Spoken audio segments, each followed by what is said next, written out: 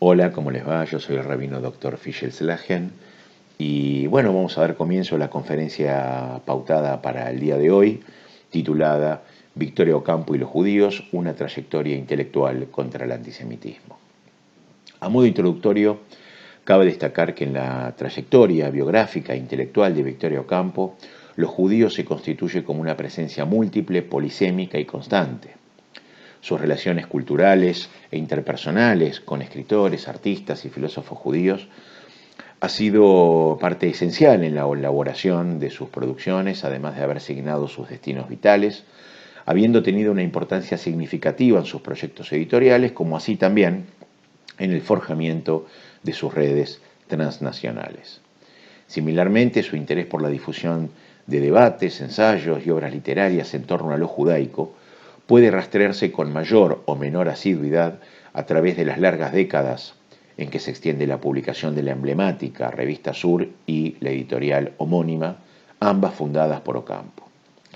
Pero entre las manifestaciones de tal presencia de lo judaico y lo judío en la vida de esta autora, un lugar especial merece ser dado a su militancia, tanto fáctica como discursiva, contra el antisemitismo. En las páginas de la revista Sur y en la correspondencia privada de Victoria Ocampo, en sus intervenciones públicas y en su escritura de crónicas, artículos y ensayos, desde al menos la trágica noche de los cristales rotos hasta el caso Eichmann y sus repercusiones en la Argentina, existe un posicionamiento ético intransigente frente a la violencia ejercida sobre los judíos como tales. Indudablemente las inflexiones discursivas de esta actitud de Victoria Ocampo, como ha estudiado ya Rosalie Sitman desde la Universidad de Tel Aviv, en relación con la publicación de Sur en las décadas, por sobre todo del 30 y del 40,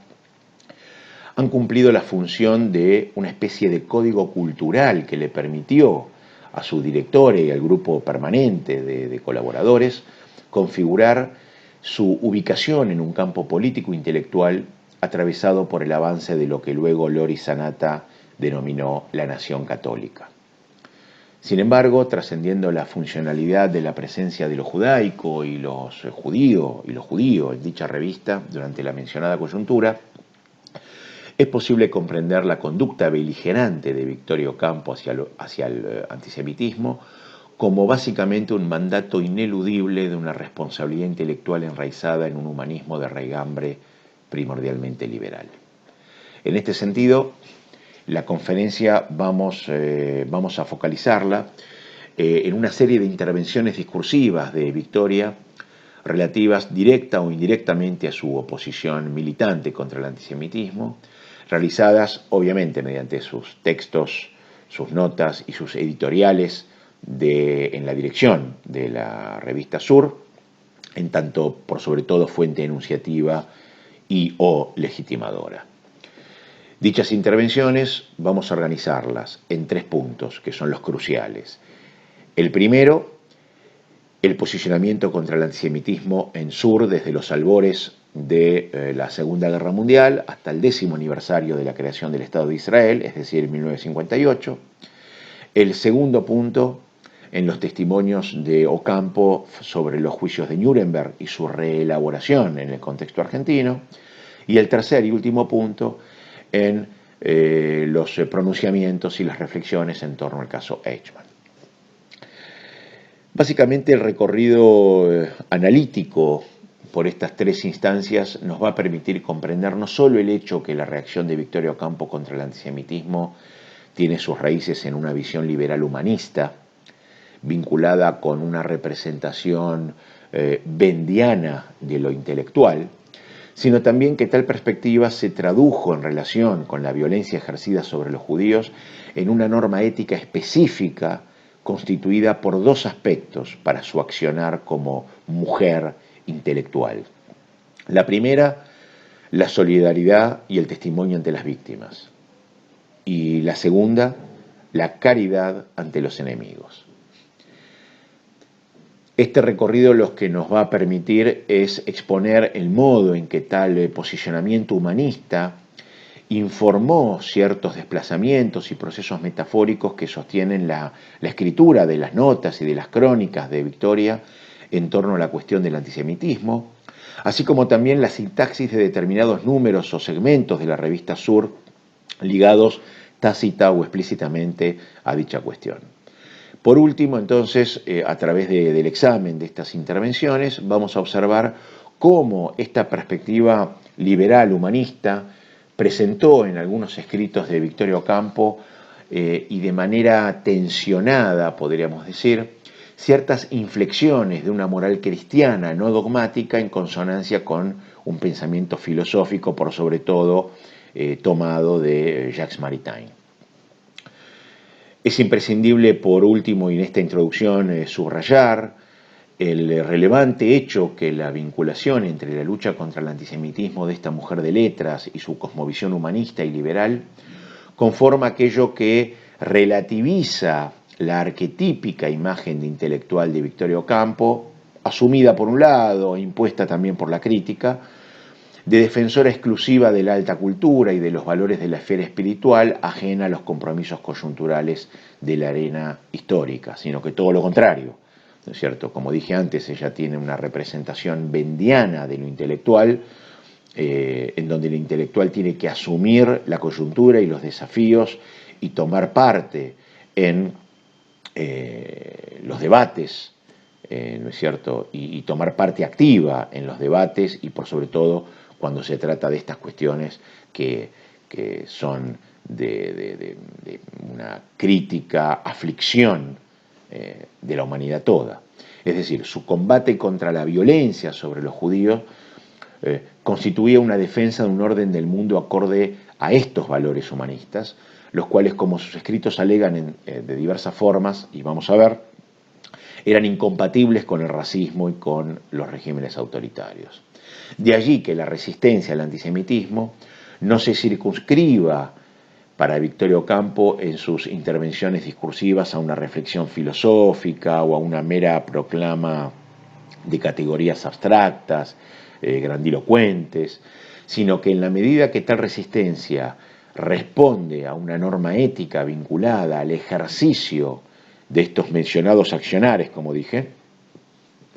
el testimonio y la caridad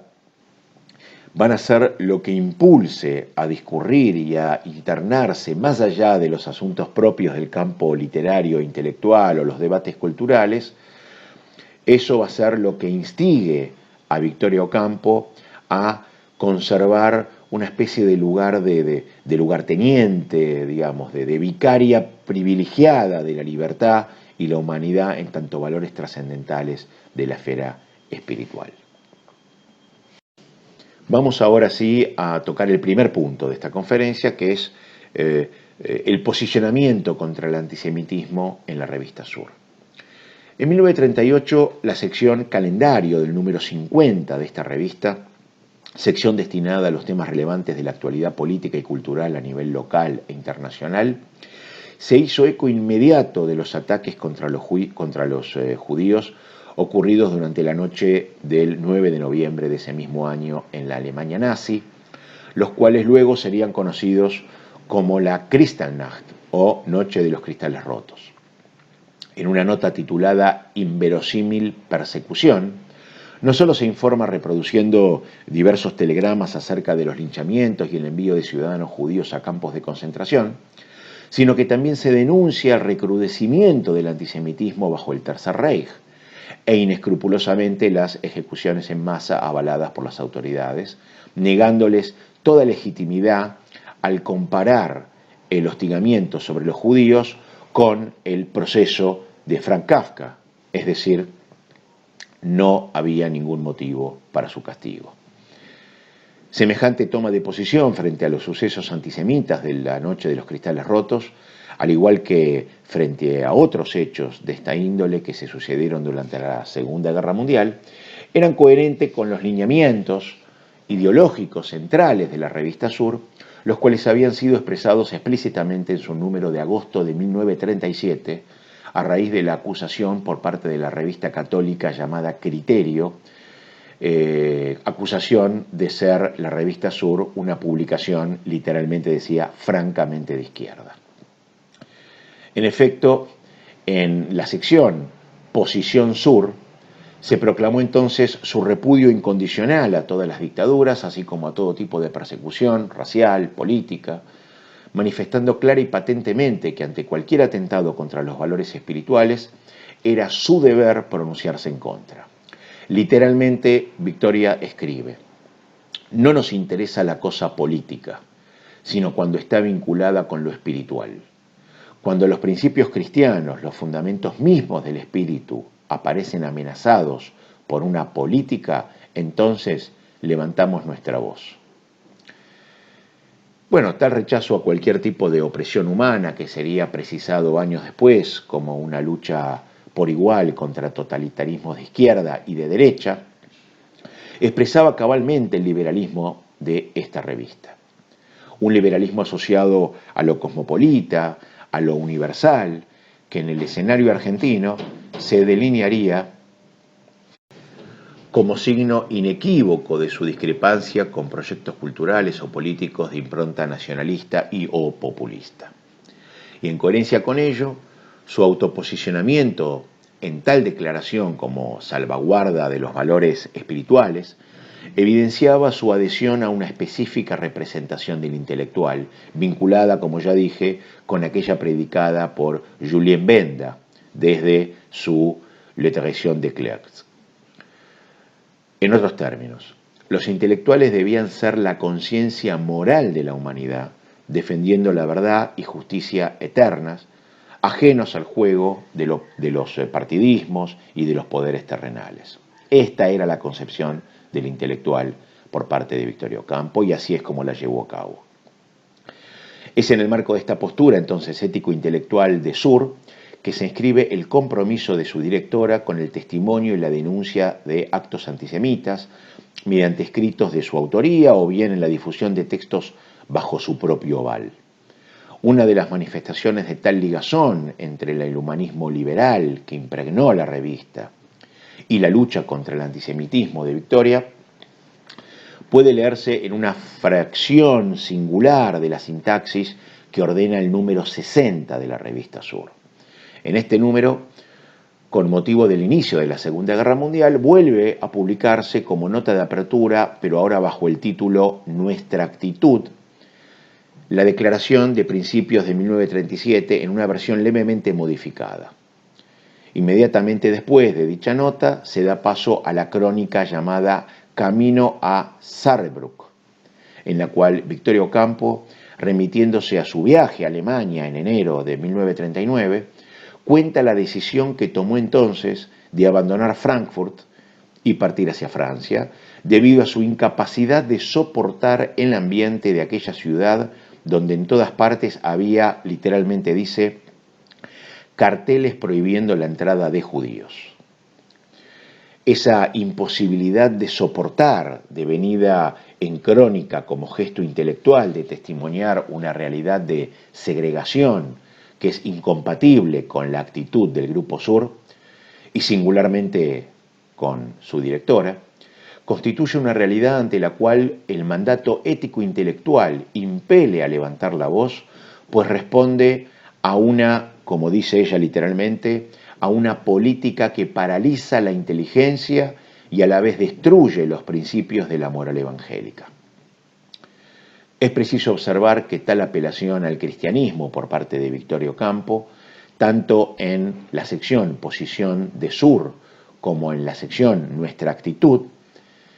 para delinear el ideario primordial liberal de la revista, mediante expresiones tales como, usa Victoria Ocampo, cito, moral evangélica, principios cristianos, verdadera tradición cristiana,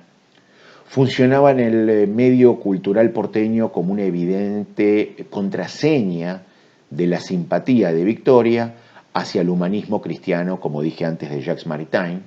incompatible en algunos de sus postulados con el antisemitismo ligado a la doctrina teológica de la Iglesia. Por lo demás, el filósofo francés se había vuelto una figura incómoda para los católicos nacionalistas. Me estoy refiriendo a Jacques Maritain, ¿no es cierto? Como dije, se había vuelto una figura muy incómoda para los cuadros católicos nacionalistas, y los nacionalistas católicos también argentinos, por su negativa a equiparar la guerra civil española con una nueva cruzada hispana. A propósito, cabe mencionar no solo el hecho de que la revista Sur había publicado su ensayo titulado Sobre la Guerra Santa en 1937, y que bajo su sello editorial homónimo, Sur, circularía el ensayo Los judíos entre las naciones en 1938, sino también que el núcleo de su mensaje había sido abordado en la presentación justamente de Jacques Maritain en la Sociedad Hebraica Argentina. De este modo, la relación en estos textos del ideario liberal de Victorio Ocampo, con inflexiones cristianas, en sintonía con el pensamiento de Maritain, implicaba desde ya una clara diferenciación del arco de intelectuales argentinos ligado al nacionalismo católico, en cuyo seno el pensamiento antisemita era una presencia cada vez más pronunciada. Pero también vale la pena decir, una búsqueda para deslegitimarlos por parte de Victorio Ocampo, sugiriendo que ellos, estos grupos de católicos nacionalistas, representaban en verdad un falso cristianismo. Esa misma sugerencia se tramaría en la revista Sur respecto de ciertos sectores eclesiásticos a nivel internacional, cómplices de los regímenes autoritarios europeos y vinculados a posturas racistas. En esta dirección se ponen de manifiesto, por ejemplo, en la sección calendario, a través de la yuxtaposición de diversas notas o mediante suspicaces acotaciones, ciertas contradicciones en el seno del mundo católico frente al nazismo, al fascismo y al franquismo. Así, por ejemplo, mientras que en el número 47 de la revista Sur se transcribe la condena de Pío XI al racismo y al nacionalismo, en virtud de que, cito, católico quiere decir universal, en el número 49, en la misma sección, se critica la bendición del Angelus por el cardenal Initzer y se lanza un irónico interrogante acerca de si los católicos falangistas están a favor de Mussolini y en contra del Papa, en vistas de que, según se reproduce citando el diario Arriba España, en este se asegura, y cito literalmente, que la guerra civil española es también un combate contra el judaísmo internacional. Por lo demás, las intervenciones discursivas en rechazo al antisemitismo asociadas a la dirección de la revista Sur como instancia enunciativa no tendrán el carácter de una reflexión filosófica ni mucho menos teológica. Si bien se habilita en la revista un espacio de reflexión, un espacio de difusión, de indagaciones acerca de las causas del odio a lo judaico y a los judíos, están allí para demostrarlo, entre otros, por ejemplo, el ensayo titulado Retrato del antisemita, de Sartre, o por ejemplo, Mitbringen de George, La contrainquisición, de Máximo Cahan, y El judío en el futuro de América, de Waldo Frank. Básicamente, estamos hablando de que en Victorio Ocampo prima una perspectiva moral sobre los actos antisemitas, un mandato que le impele, como ella misma dice, a levantar la voz ante todo tipo de persecución. Y así lo hace, por ejemplo, ante el atentado que sufre Waldo Frank, ya citado, pensador norteamericano, judío y simpatizante del comunismo, el 2 de agosto de 1942, en el marco de su tercera gira a la Argentina. Entonces, un grupo de matones nazis entra al departamento de Victorio Ocampo, donde él se alojaba, y le propinó una golpiza que casi lo mata. Waldo Frank, había sido declarado persona no grata por el gobierno conservador de Ramón Castillo, y aunque ello, así como la golpiza, pudiera atribuirse a su militancia antifascista, la insistencia con que desde la prensa de derecha, por sobre todo el Pampero, se hace hincapié en que era judía, en que Waldo Frank era judío, pertenecía al judaísmo, evidenciaba que el antisemitismo no era ajeno al rechazo de su persona. En el número, por ejemplo, de agosto de 1942, el número de la revista Sur me refiero, ¿no es cierto? En agosto de 1942, se denuncia el atentado contra Frank, pero es pertinente destacar, además, que mientras muchos de sus amigos argentinos de Waldo Frank le dieron la espalda, Victoria Ocampo es la única que lo acompaña en la denuncia ante la policía, la cual cayó, por supuesto, en terreno infértil, y junto a María Rosa Oliver fue la única en cuidarlo y acompañarlo hasta el aeropuerto de regreso a Estados Unidos. Ahora bien, otra de las ramificaciones en el posicionamiento general de la revista de Victoria contra cualquier forma de discriminación lo constituye el número 254 de septiembre-octubre de 1958 y, como dije antes, dedicado exclusivamente al Estado de Israel en el 10º aniversario de su fundación. La sintaxis básicamente de este número, cuyos 3 primeros artículos de Jorge Luis Borges, de Jorge Mejía y de Jorge Romero, bajo el encabezado Testimonio Argentino, abre paso a una serie de colaboraciones de autores israelíes sobre el desarrollo de la lengua, la literatura, la filosofía, la posición de la mujer y la pintura en Israel, dejando en claro que su objetivo era contribuir al acercamiento cultural como modo de contrarrestar el antisemitismo. En este sentido, es crucial su apertura mediante el texto titulado Israel de Jorge Luis Borges, ya que al postularse en sus párrafos que más allá de las controversias en torno a la organización estatal, estar al corriente de lo que ocurre en Israel es conocer no solo su devenir de una cultura a la modernidad, sino uno trascendental y a la que Occidente se encuentra ligado. Así, el antisemitismo en el mundo occidental se revela como un acto improcedente y nacido básicamente desde la ignorancia. Así es como se establece en este número dedicado al Estado de Israel desde la revista Sur. Ha quedado manifiesto entonces cómo desde la revista Sur Victoria Ocampo abre un frente de lucha contra el antisemitismo. Sin embargo, aunque excede el foco de esta conferencia, es ineludible referirse, siquiera someramente y para dimensionar la fuerza con que el imperativo ético-intelectual de oponerse a toda persecución humana se tradujo en un compromiso de solidaridad ante las víctimas de actos antisemitas, algunas intervenciones extradiscursivas de Victoria Ocampo, tales como su rol en la Fundación Acción Argentina, 1940,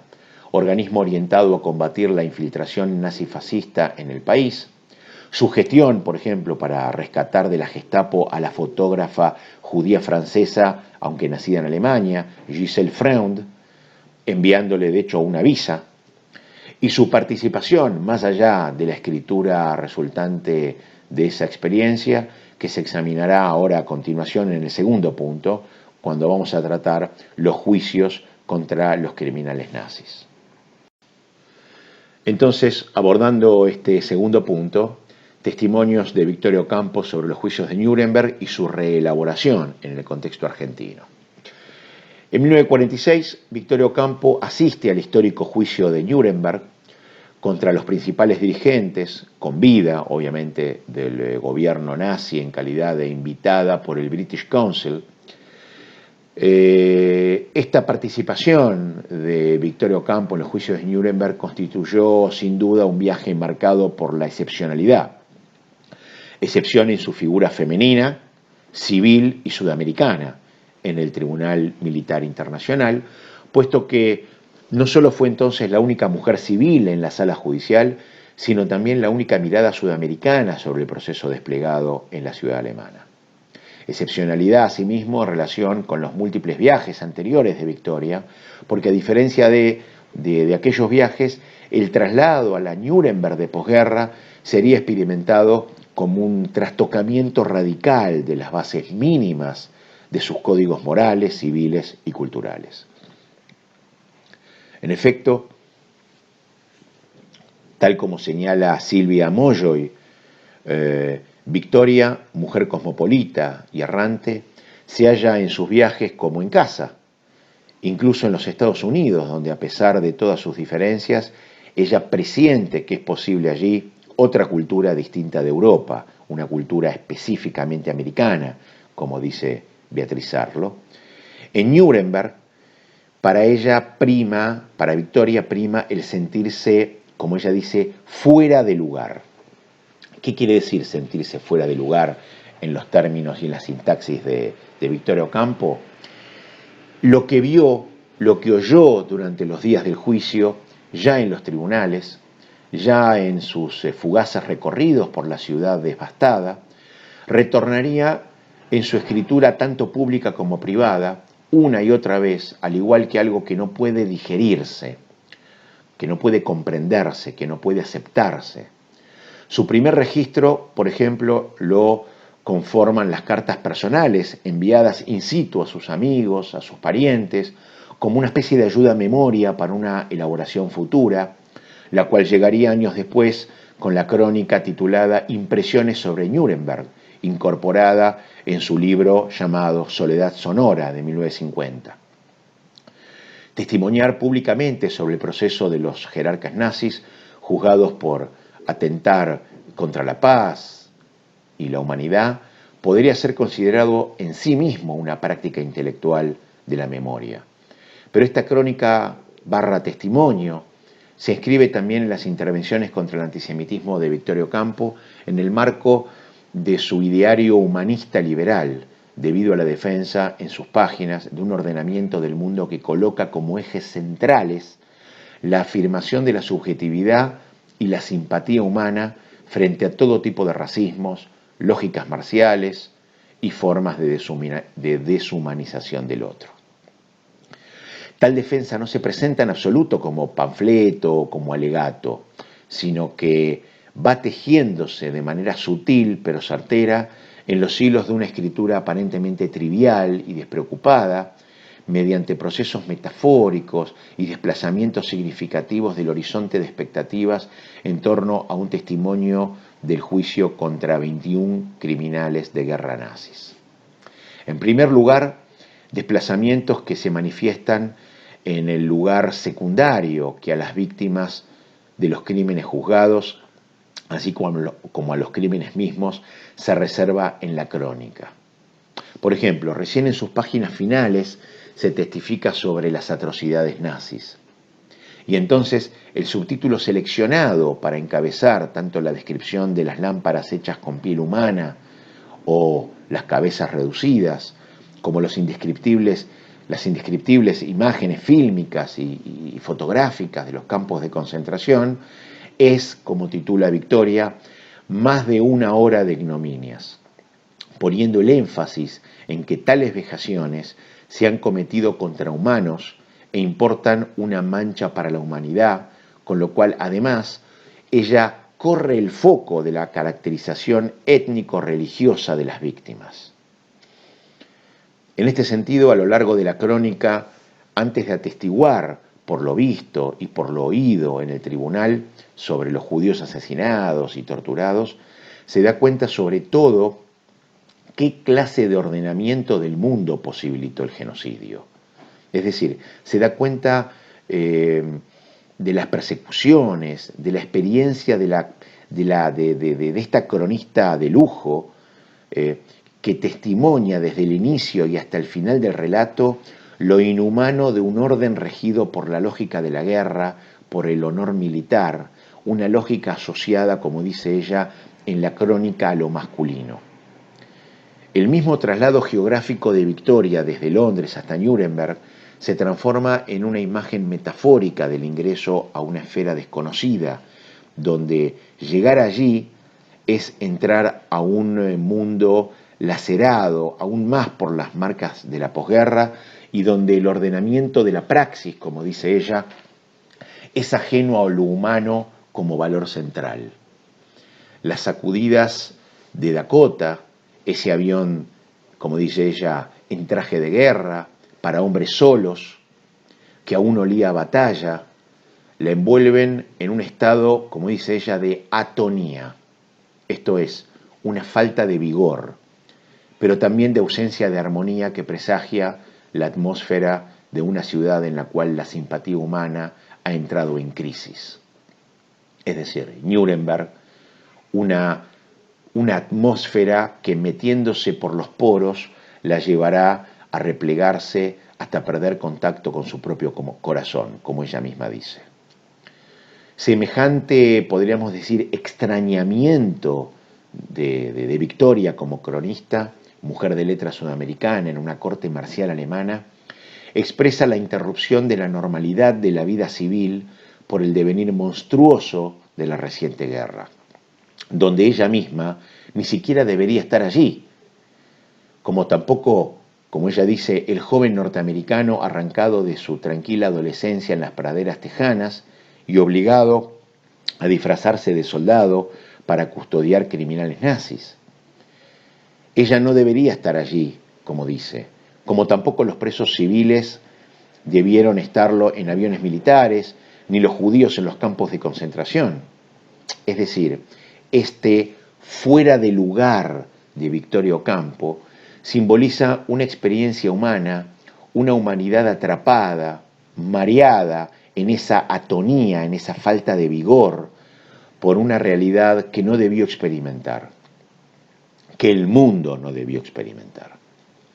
Y semejante trastocamiento es expresado a nivel discursivo en Victoria Ocampo por la presencia inaudita de lo que ella llama las menores insignificancias. Por sobre todo cuando ella relata lo que vive en los testimonios de Nuremberg, tal como cuando focaliza su narración en una naranja o en una rosa nombrada junto a Judl o a Göring. Es decir, lo atroz se nivela con lo trivial, como señala, por supuesto, Molloy, porque, y cabe añadir en este sentido, la nimiedad para Victoria Ocampo en sus narraciones se vuelve relevante cuando se mira desde el prisma de la catástrofe, y porque las distinciones entre lo importante y lo que no lo es ya fueron desbaratadas en la Shoah. Esto es lo que ella señala básicamente cuando uno lee a Victoria Ocampo y ve que de repente en su narración mezcla nimiedades y focaliza, como dije antes, en una naranja o en las polainas del soldado, como lo vamos a ver ahora, y lo compara inmediatamente con el devenir del juicio de Nuremberg, es decir, lo que ella está señalando y lo que está viviendo, ella escribe desde su propia violencia, es que en la Shoah toda distinción entre lo importante y lo que no lo es, como dije antes, fueron desbaratadas. Y este es el testimonio fundamental de Victoria Ocampo, donde la Shoah ha sido posible porque las relaciones sociales, culturales y políticas dejaron de ordenarse en torno al valor humano. Y si bien advierte que la culpabilidad de semejante crisis no recae en el régimen nazi por cuanto la peligrosa lógica militar rige en diversos países, en su caso la responsabilidad es, en el caso del nazismo, la responsabilidad es agravada por promover la lógica de superioridad de las razas. Esta supuesta primacía de la raza aria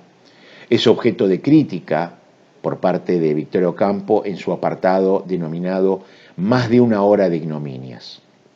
en el cual la comparación de el estadio donde hablaba Hitler con las pirámides aztecas y de las cabezas reducidas con aquellas realizadas por los indios del Amazonas,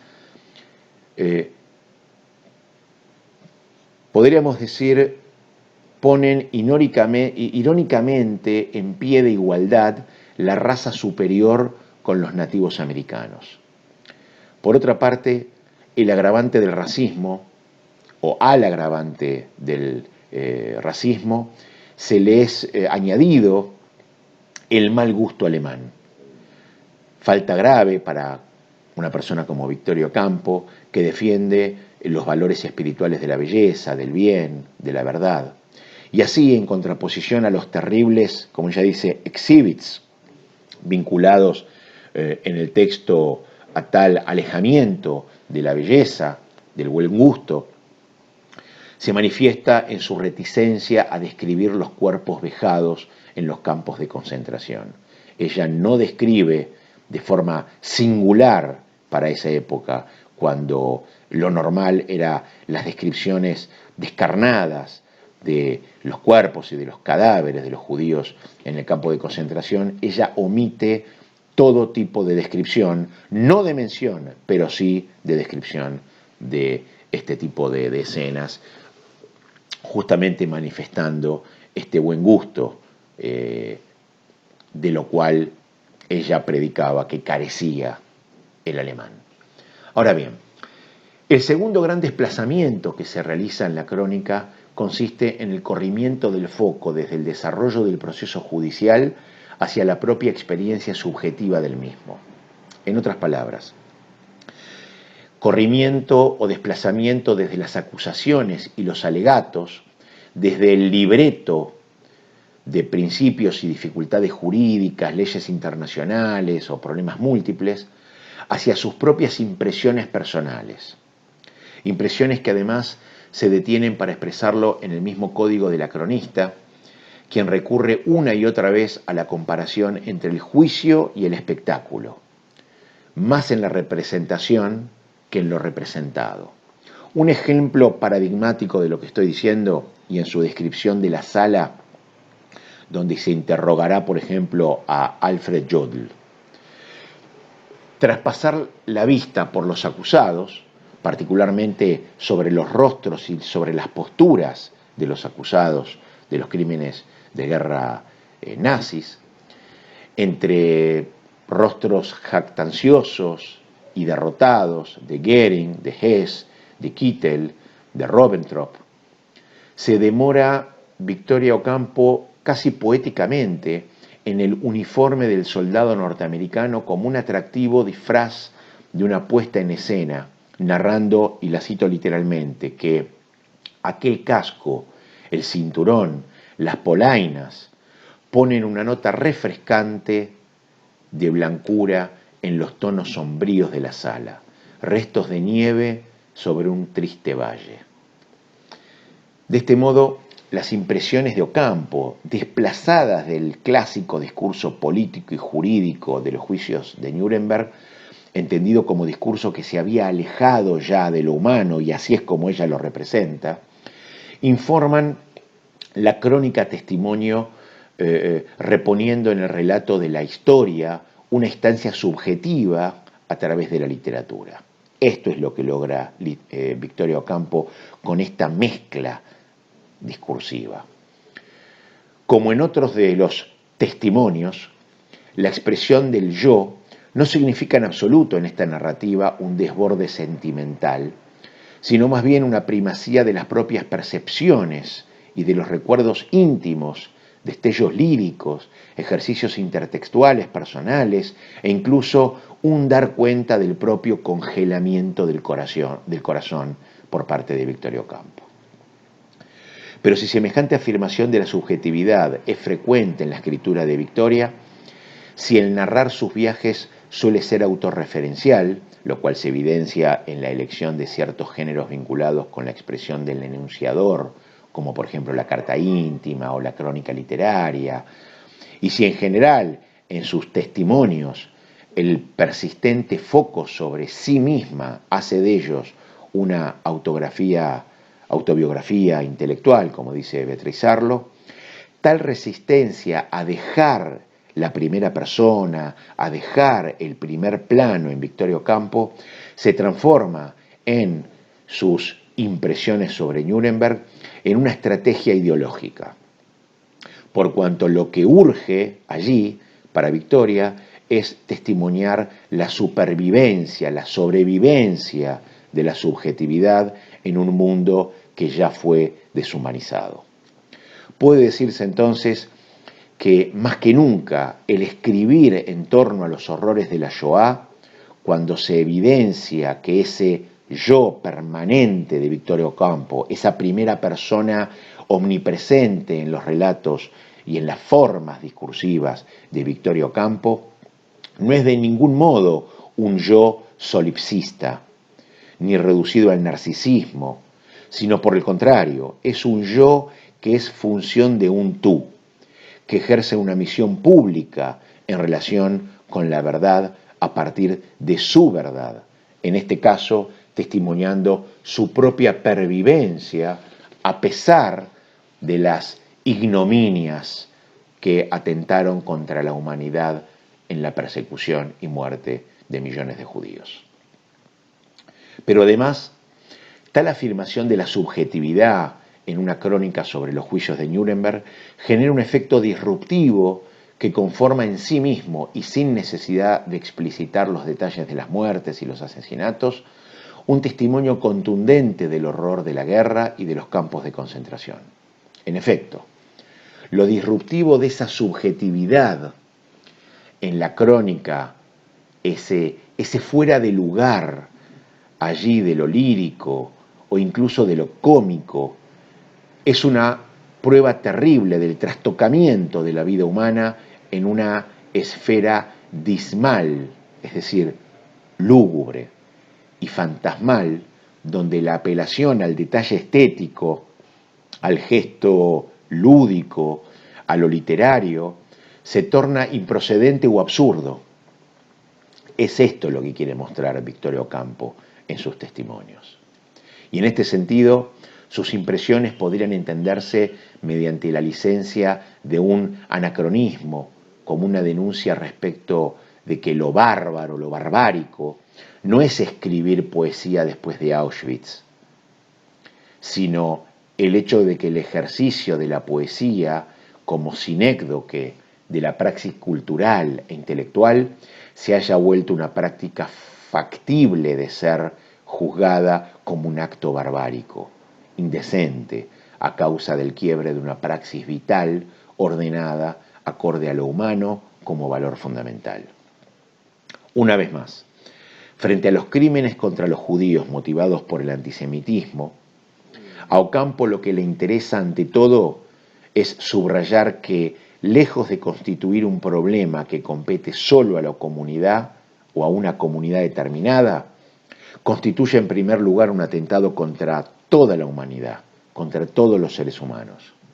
De allí que, como se vio, lo que prima a testimoniar en Nuremberg para Ocampo sea tanto el ultraje a lo humano como la posibilidad de su supervivencia en la afirmación de una subjetividad, de ese yo permanente usado en su sintaxis,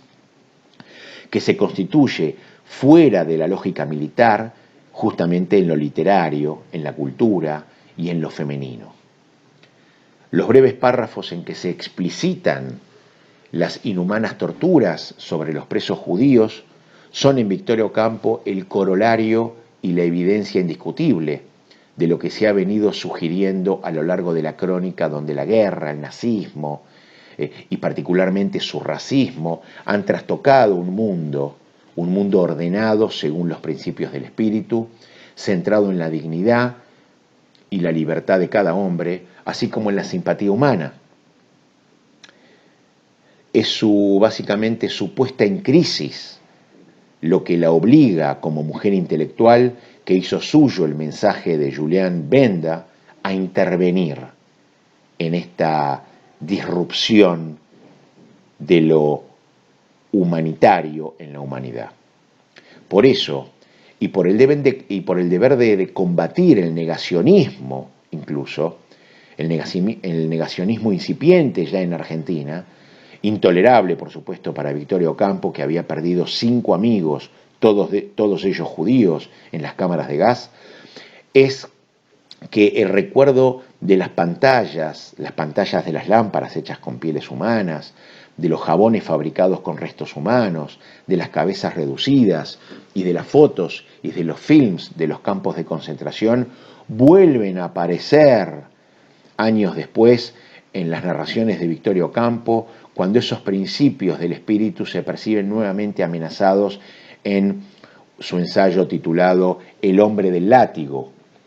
conferencia contra la tortura en la que Victoria evoca sus días en la cárcel, detenida, en la cárcel de mujeres del Buen Pastor durante el peronismo. Es justamente la dimensión humanista desde la que aborda la Shoah, junto al supuesto de un paralelismo entre nazismo y peronismo en tanto regímenes vistos como dictatoriales, lo que le permite a Victoria reelaborar esas imágenes grabadas en su memoria y en su propio estómago, si podríamos decir, durante el juicio de Nuremberg en su ensayo El hombre del látigo. Victoria no atribuye la misma magnitud, por supuesto, ni el mismo significado histórico al nazismo y al peronismo, por cuanto en Argentina no se había llegado al exterminio en masas, pero sí los equipara en la tendencia a la deshumanización del que es señalado como enemigo. En este sentido, el, como ella dice, satánico propósito de Hitler fue rebajar a la persona humana. La ausencia total de empatía, la ausencia total de respeto humano hacia el considerado opositor, y donde, y ella evoca la frase, para nuestros adversarios ni siquiera justicia, es paralelizada con ciertas frases del propio Hitler. Frente a este avasallamiento hacia lo humano, y por eso el paralelismo con esta frase para nuestros adversarios o para el enemigo ni siquiera justicia, es decir, deshumanizando al enemigo, incluso esto conllevando a la tortura y al quiebre del respeto a la humanidad del prójimo, para Victoria conforma la misma forma aberrante de entrar en esa misma atonía, en esta misma falta de vigor de la humanidad, y se erige como norma ética la solidaridad con las víctimas y la caridad hacia el enemigo. De este modo, así como en la conferencia de Victoria Ocampo que recién mencionamos, se da testimonio de las mujeres torturadas con picanas, por ejemplo, en el presidio del Buen Pastor, también se proclama en ella la necesidad imperiosa de abolir la tortura. Tortura, como ella cita, es esa arma repugnante e inhumana, incluso con los mismos torturadores, si es cierto que, como ella dice, somos verdaderos cristianos. Nuevamente, el humanismo liberal de Victoria, en un vínculo casi inescindible con el cristianismo de Jacques Maritain, manifiesta esta inflexión cristiana, aun cuando ella misma no solo no era practicante, sino que notablemente su feminismo tensionaba su relación con la Iglesia. Así, por ejemplo, cuando ella presidía la Unión de Mujeres Argentinas, un cura, un sacerdote católico de alta posición pública, la acusó en una entrevista de alentar la inmoralidad al buscar la protección de las mujeres solteras. Este es un ejemplo de esta tensión que ella vivió entre su feminismo, el feminismo de entonces, con los clásicos cuadros de la Iglesia Católica. Pero más allá de esta cuestión, lo que interesa observar aquí es cómo esta norma ética de solidaridad con las víctimas y caridad hacia el enemigo en Victoria Ocampo fue fundamental en su lucha contra el antisemitismo. No casualmente, las expresiones de odio, de deseos de muerte hacia los que jerarcas nazis que se leen en las misivas escritas desde Nuremberg ya desaparecen en sus crónicas. Básicamente no hay rastros en sus páginas del enfático y otrora mencionado mal rayo los parta, por ejemplo, ¿no?, como expresión de Ocampo, en referencia a Jodl y a los nazis en general. Similarmente, este doble mandato de testimonio de las víctimas y caridad ante el enemigo reaparecerá en las intervenciones discursivas de Ocampo frente al caso Eichmann. Y por ello ahora comenzamos con el tercer y último punto de esta conferencia, que es el pronunciamiento y sus reflexiones sobre el caso Eichmann. El 11 de mayo de 1960, Adolf Eichmann, quien desde 1950 se ocultaba en la Argentina bajo el nombre de Ricardo Klement, fue extraído forzosamente y trasladado a Israel por el Mossad para su sometimiento a juicio, acusado de haber perpetrado crímenes contra el pueblo judío y contra la humanidad. El proceso llevado a cabo en Jerusalén despertó el interés y la expectativa internacional, ya que actualizaba en la arena pública la necesidad moral de no dejar faltas de justicia a las víctimas de la Shoah, pero también encendió la polémica, puesto que la extracción forzada del criminal nazi había atropellado la legalidad argentina. Eichmann finalmente fue condenado a la horca y murió el 1 de junio de 1962. En este contexto, la voz de Victoria Ocampo se hizo escuchar públicamente respecto del caso Eichmann, al menos mediante 2 artículos, constituyendo una intervención orientada a afirmar el deber de sí misma como mujer de letras y de toda la humanidad, de no dejarse impune el antisemitismo. En estos escritos, que apuntalaron entonces su lucha tenaz contra el antisemitismo, vuelve a hacerse presente el mandato irrenunciable, como dijimos anteriormente, de la solidaridad con las víctimas, en este caso protegiendo la memoria de los asesinados en los campos de exterminio por consecuencia de acciones tales como las deportaciones planificadas por Eichmann. Ello, en efecto, puede constatarse al leer uno de sus ensayos, uno de sus artículos, titulado El coraje de pensar, habla Victoria Ocampo, artículo aparecido en el diario La Razón del 30 de junio de 1960, es decir, a un mes y pocas semanas luego de la extracción forzada de Eichmann desde la Argentina. En esta nota, en el diario de La Razón, ante las discusiones despertadas por las violaciones o la violación de la soberanía argentina en la consecución de dicha acción, Victoria lanza con desazón y con desafío la pregunta por la falta de compromiso humano con los inocentes vejados y violentados, expresando literalmente: ¿por qué tantas personas tienen tan poca imaginación que solo pueden rebelarse por cosas conocidas en carne propia? Luego ella cede el espacio de su voz a las voces y al recuerdo de quienes fueron asesinados por el hecho de ser judíos, tales como las palabras de Ana Frank, que se leen en el epígrafe, los nombres de Cremieux y de Benjamin Fondan, muertos en las cámaras de gas, y los propios amigos de Victoria recuerdan la responsabilidad de no olvidar, y aquellas imágenes indigestas desde el juicio de Nuremberg, tales como ya las habíamos nombrado antes, emergen nuevamente para cumplir el deber de testificar que, literalmente escribe Victoria Ocampo, he visto en la pantalla con ojos secos espectáculos análogos,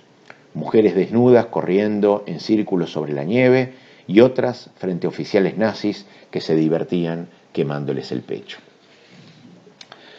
De este modo, el mandato de la solidaridad con las víctimas y la obligación de defender a la humanidad frente a monstruos tales como los nazis, lleva a Victoria Ocampo a anteponer la necesidad del juicio a Eichmann a la soberanía nacional. Soberanía nacional de un país sobre el que además, desde su perspectiva, pesaba la vergüenza de haber sido refugio de semejantes criminales, expresando por ello que, literalmente, hemos merecido que los judíos se llevasen a Eichmann. Cabe observar que en consonancia con esta clase de pronunciamientos públicos, Victoria hizo manifiesta tal solidaridad con los judíos,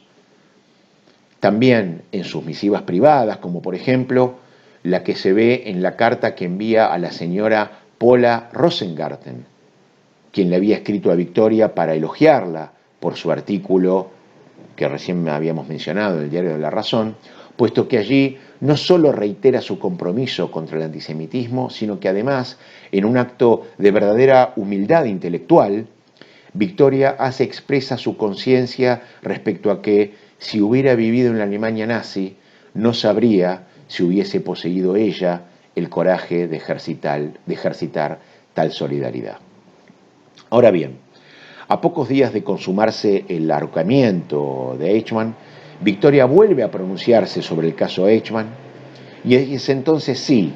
por una parte, la norma ética de solidaridad y testimonio en relación con las víctimas, que jamás es abandonada, pero también por otra parte, ahí ella manifiesta también el mismo compromiso con los valores espirituales de la humanidad que sostiene dicha norma, y que la posiciona en contra de la sentencia a muerte de este criminal nazi. De este modo, por ejemplo, en Karl Jaspers habla de Eichmann, de 1962 y luego republicado en 1967,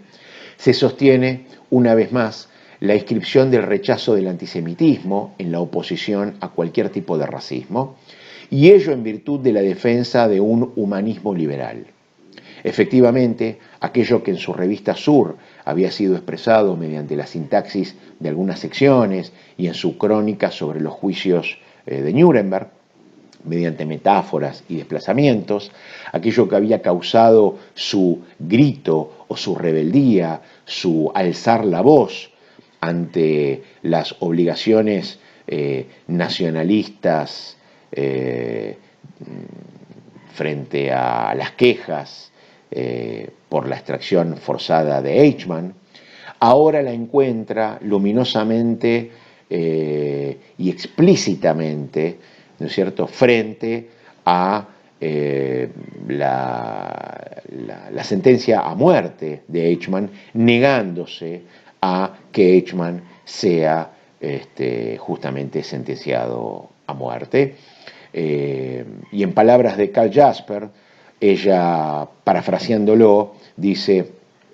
lo que no parece sino concernir a los judíos nos concierne a todos, por un lado, porque son crímenes contra la especie humana, pero a la vez también ella encuentra en las declaraciones de Jaspers, expresada en relación al caso concreto de Eichmann, su propia y arraigada convicción que en virtud de aquellos mismos valores espirituales no debe matarse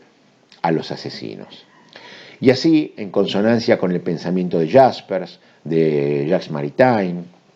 Ocampo, dándole a su discurso, como en otros casos estudiados, una torsión cristiana a su humanismo liberal, sostiene que si bien fuera de la pura y sublime caridad cristiana que todos deberíamos practicar, sería muy difícil ser injusto con Eichmann, sería deseable, ella dice, que Israel tuviera la fuerza de entregar a su reo a un tribunal de la especie humana, como lo sueña el gran filósofo alemán, y no matarlo.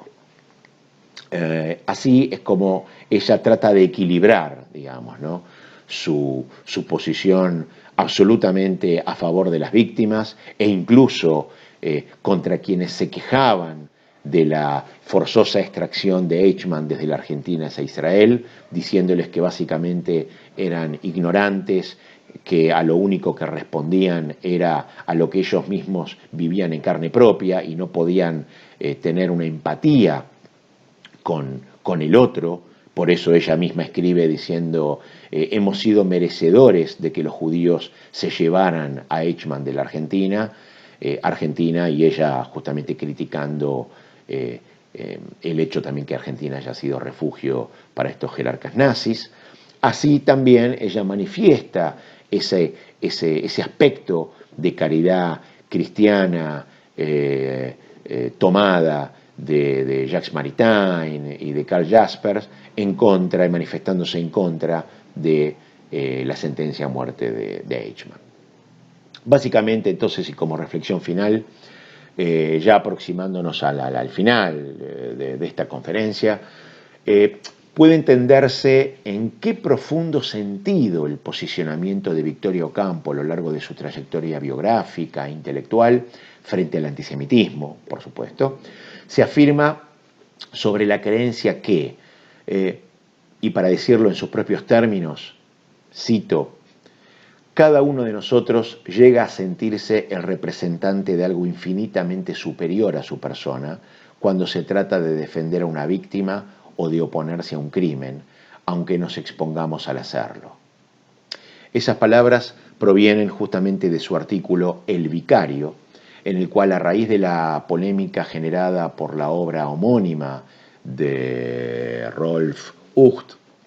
que tocaba el difícil tema de la responsabilidad de la Iglesia ante la Shoah, Victoria reflexiona sobre la problemática de la elección ética de testimoniar, aun cuando solo pudiera darse cuenta de lo visto u oído mediante un grito, mediante un párrafo, mediante la letra, como actitud vital opuesta al menos a la complicidad, al silencio. Y así lo hace en la carta que habíamos mencionado a Paula Rosengarten, sin autosuficiencia, sin colocarse en un pedestal de superioridad moral, ni tampoco subestimar la fuerza de las razones que en la Alemania nazi o en cualquier régimen autoritario llevan a optar al silencio, ¿no es cierto?, por parte de algunas víctimas, ¿no es cierto?, pero sabiendo que indiscutiblemente el grito, el alzar la voz ante actos antisemitas, ese abrir la boca al menos para reaccionar, aunque sea de manera inarticulada frente a lo que se ve, aunque sea con un balbuceo, con una interjección, con un tartamudeo o incluso con la náusea, era parte de su representación incluso más a nivel internacional que local como intelectual liberal. Básicamente, en lo expuesto hasta aquí sobre las intervenciones discursivas de Victoria Ocampo contra el antisemitismo, hemos visto cómo éstas se arraigan en una cosmovisión humanista liberal ligada a la idea bendiana del intelectual y al modo en que en su particular trayectoria biográfica e intelectual esa cosmovisión se tradujo frente a la Shoah y a diversas manifestaciones antisemitas dentro y fuera de la Argentina.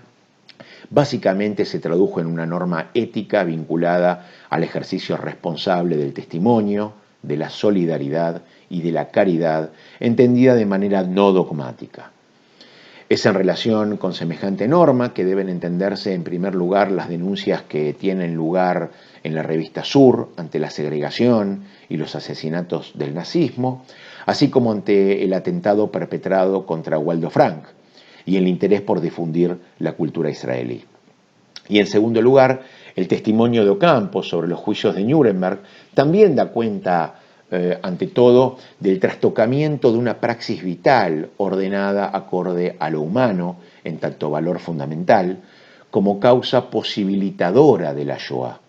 Y asimismo, una reelaboración, podríamos decir, de lo visto entonces y de lo oído en Nuremberg, en el marco de su relato sobre los días también en la cárcel del Buen Pastor, como argumento contra la violencia de todo régimen autoritario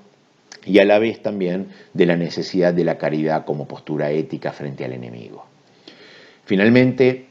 y como manifestación también de aquella norma ética, fue su grito, su alzar la voz frente al caso Eichmann, un grito que buscaba advertir la importancia de manera viva,